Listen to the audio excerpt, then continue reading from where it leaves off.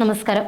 ലോകത്തിന്റെ അന്ത്യത്തെപ്പറ്റി ഏറെ നാളുകളായി ആശങ്കയുയർത്തുന്ന പല ചോദ്യങ്ങളും ഉയർന്നു വരുന്നുണ്ട്. ഈ വിഷയത്തിൽ ഭൗതികശാസ്ത്രത്തിലും തത്വശാസ്ത്രത്തിലും നിരവധി സംവാദങ്ങൾ നടക്കുന്നുമുണ്ട്.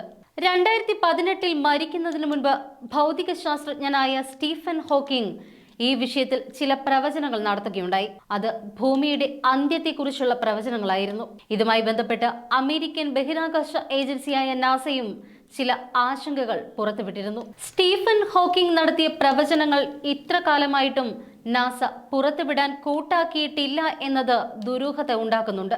ആഗോളതാപനം, ഊർജത്തിന്റെ അമിത ഉപഭോഗം തുടങ്ങിയ ഭീഷണികളെക്കുറിച്ച് ആശങ്കകൾ ഉയർത്തുന്നുണ്ട്.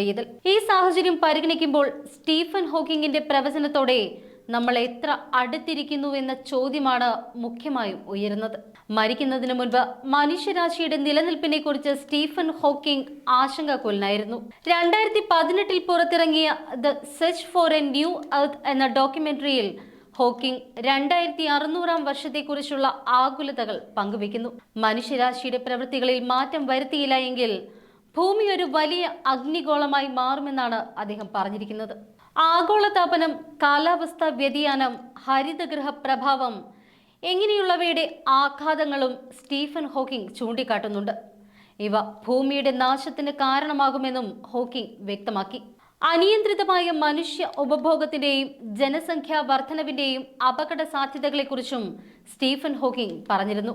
ജനസംഖ്യാ വർധനവും ഊർജ ഉപഭോഗത്തിന്റെ സുസ്ഥിരതയില്ലായ്മയും ഭൂമിയെ ജീവനില്ലാത്ത അവസ്ഥയിലേക്ക് എത്തിക്കുമെന്നാണ് സ്റ്റീഫൻ ഹോക്കിംഗ് മുന്നറിയിപ്പ് നൽകുന്നത്. ഹോക്കിംഗ് പങ്കുവച്ച ചില ആശങ്കകൾ അംഗീകരിക്കുന്നുണ്ടെങ്കിലും ഭൂമിയുടെ നാശവുമായി ബന്ധപ്പെടുത്തി അദ്ദേഹം നടത്തിയ പ്രവചനങ്ങളെ നാസ പിന്തുണയ്ക്കുന്നില്ല.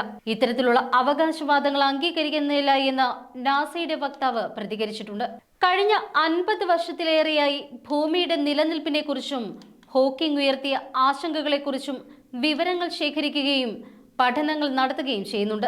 ഭൂമിയുടെ അന്ത്യം എപ്പോഴാണ് എന്ന ചോദ്യത്തിന് ഉത്തരം കണ്ടെത്തുന്നതിന് പകരം ആഗോളതാപനം പോലെയുള്ള പ്രശ്നങ്ങൾ പരിഹരിക്കാനുള്ള ശ്രമം നടത്തുന്നതിൽ നാസ പ്രതിജ്ഞാബദ്ധമാണ് എന്നും പറഞ്ഞിട്ടുണ്ട്. മനുഷ്യൻ കാരണമുണ്ടാകുന്ന ആഗോളതാപനത്തിന്റെ അനന്തരഫലങ്ങൾ നിലവിലെ തലമുറയ്ക്ക് മാറ്റാനാകില്ല എന്ന് നാസ മുന്നറിയിപ്പ് നൽകുന്നു.